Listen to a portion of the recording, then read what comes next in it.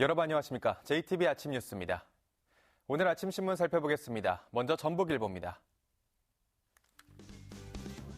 전라북도와 군산시가 지난해 10월 재가동한 군산 조선소에 연간 113억 원을 지원하고 있지만 지역 경제에 미치는 효과는 적다는 지적입니다.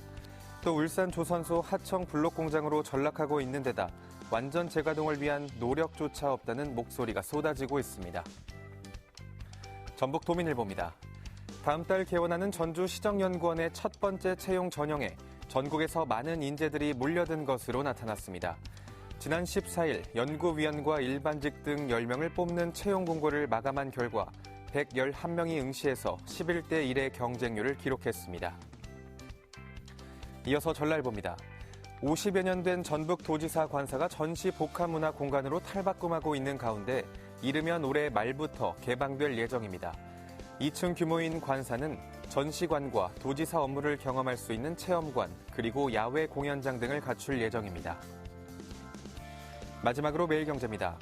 한덕수 국무총리가 2030년 세계 박람회 유치 경쟁에서 부산이 사우디아라비아 리야드를 상당히 많이 쫓아왔다고 밝혔습니다.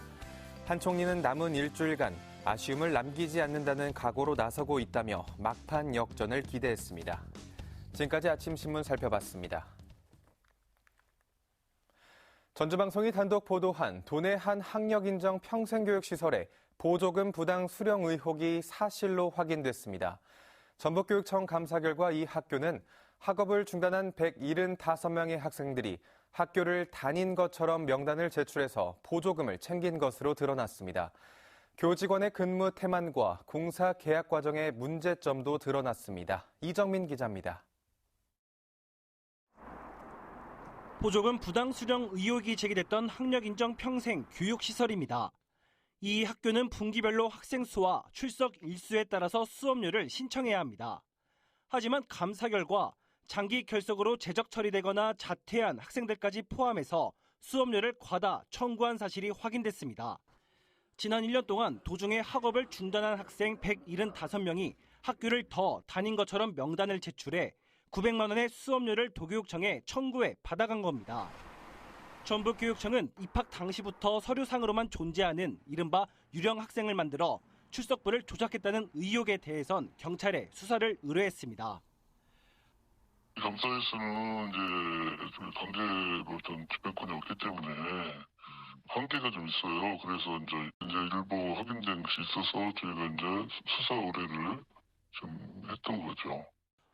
또 지난 2016년 재단 이사장에서 물러난 학교 설립자가 교장실에 상주하며 학사 운영 전반에 관여한 것으로 확인됐습니다.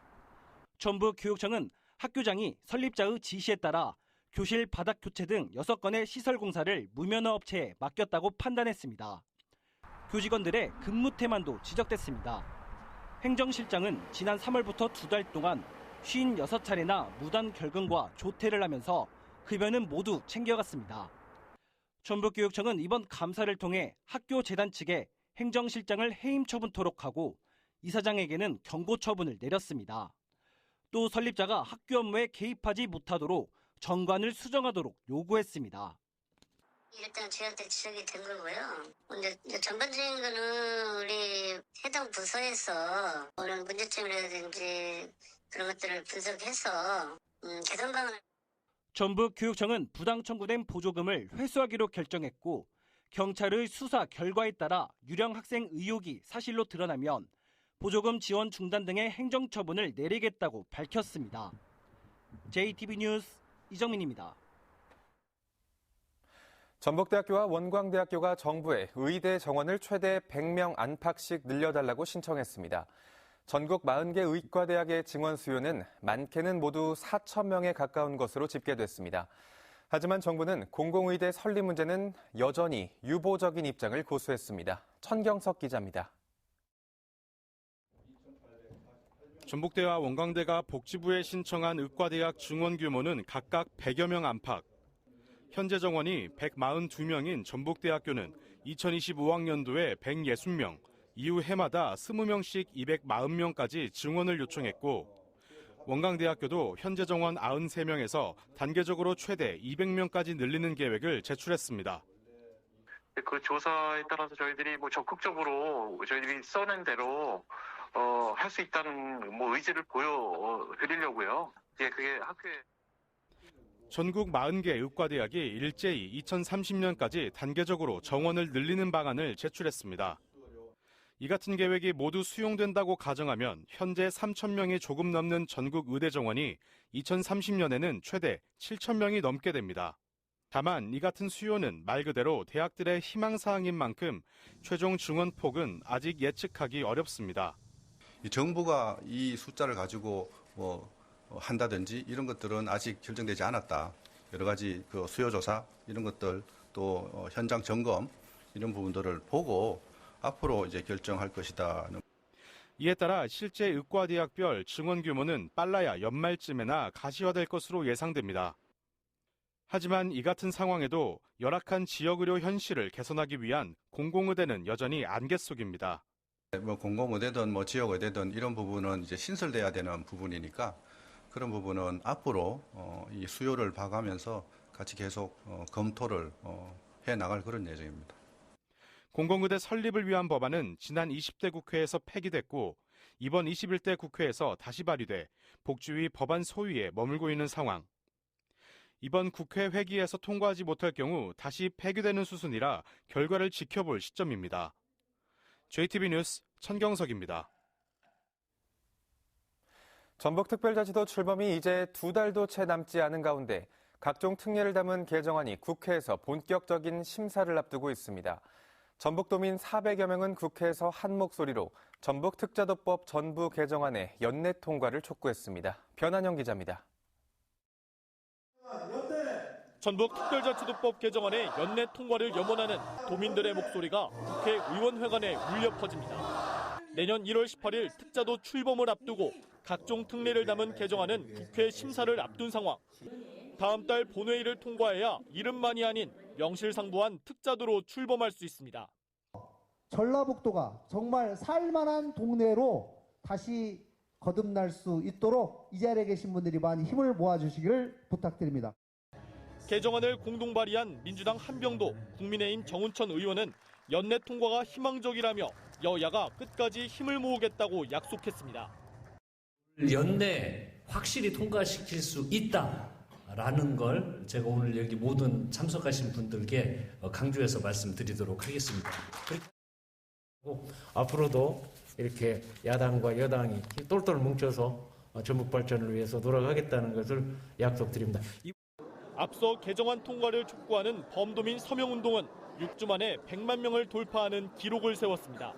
우리 전북인은 하나된 마음으로 전북특별법 전부 개정안 연내 통과를 강력히 건의합니다. 도민 지원단은 도민의 염원을 담은 건의문을 국회에 전달했습니다. 전라북도가 내년 1월 18일이면 전북특별자치도라는 새로운 시대를 열게 됩니다.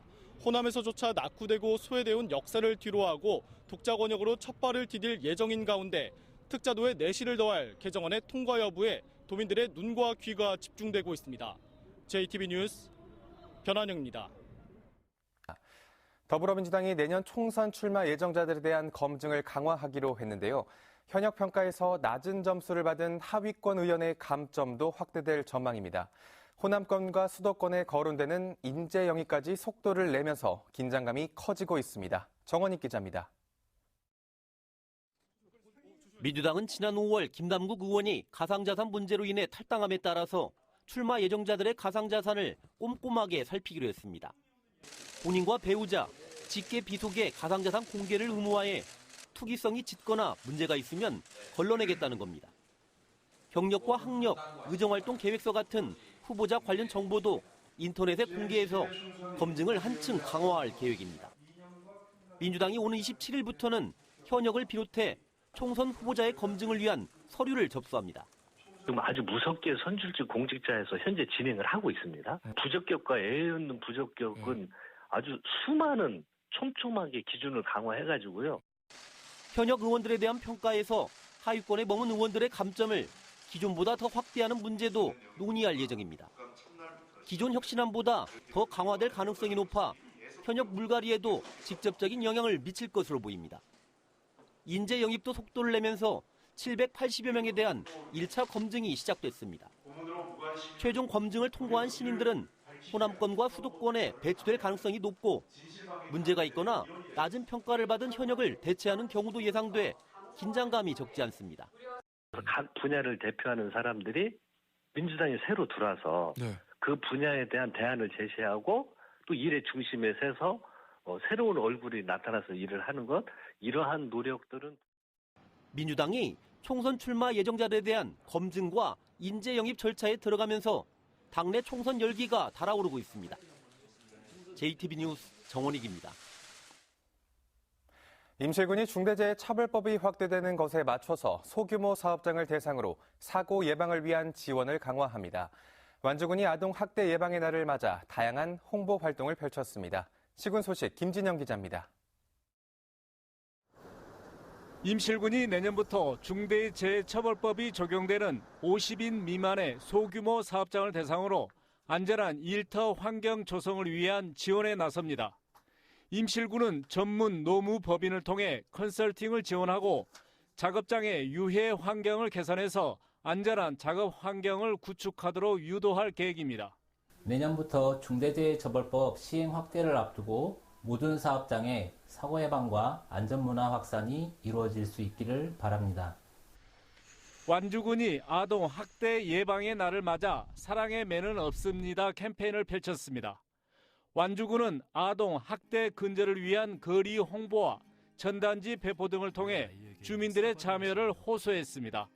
아동들이 안전하게 성장할 수 있도록 모든 국민들이 관심을 가져주길 바라며 아동들이 행복한 완주가 될 수 있도록 최선의 노력을 다하겠습니다. 남원시가 문화체육관광부의 풋살장 지원 사업에 선정됐습니다. 이에 따라 남원시는 30억 원을 투입해 내년까지 남원 종합스포츠타운에 인조잔디 풋살장을 조성할 계획입니다. JTB 뉴스 김진영입니다. 근로자 사망 사고와 관련해 업체 대표에게 돈에서는 처음으로 중대재해처벌법 위반 혐의가 적용됐습니다. 전주지검 군산지청은 지난해 10월 군산의 하수관 공사 현장에서 안전조치를 제대로 하지 않아 60대 인부가 토사에 매몰돼 숨진 사건과 관련해서 업체 대표를 중대재해처벌법 위반 혐의로 불구속 기소했습니다. 또 현장 소장 등 5명은 산업안전보건법과 업무상 과실치사 위반 혐의로 기소했습니다. 지역의 예능 인재를 발굴하기 위한 전북 학생 예능 리더 선발대회가 내일 오후 6시 한국소리문화전당에서 열립니다.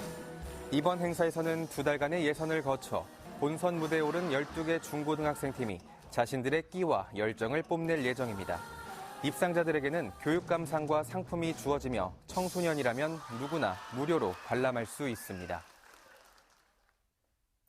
절기상 소설인 오늘 아침 임실과 부안 등 짙은 안개가 낀 곳들이 많아서 운전자들의 주의가 필요합니다. 오늘은 대체로 맑다가 점차 흐려지겠습니다. 낮 최고 기온은 16도에서 18도로 어제보다 1, 2도가량 높겠습니다. 내일은 아침 한때 약한 비가 오는 곳이 있겠지만 한낮에는 16도까지 오르겠습니다. 전주기상지청은 모레 오전에는 비나 눈이 내리겠고 기온도 크게 떨어지면서 강추위가 찾아올 것으로 내다봤습니다.